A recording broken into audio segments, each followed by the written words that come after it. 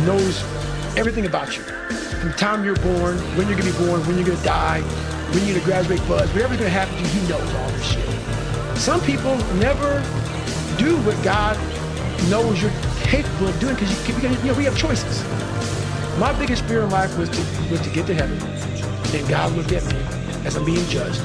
And I was some fat 300-pound guy like I used to be that still afraid for cockroaches. That's okay. It's what you want to do. I didn't want to do that. And I made $1,000, a month. And I got to heaven and God laid out this chart in front of me. And they said, hey man, look at this chart. And it had my name on top and all this amazing shit. And I'm like, that's not me, man, because that's who you were supposed to be. You're probably not as smart as you think you are, and you should be careful.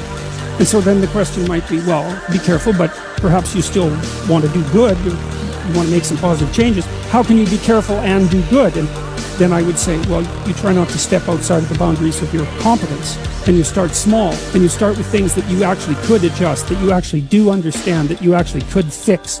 Modern men don't see God because they don't look low enough.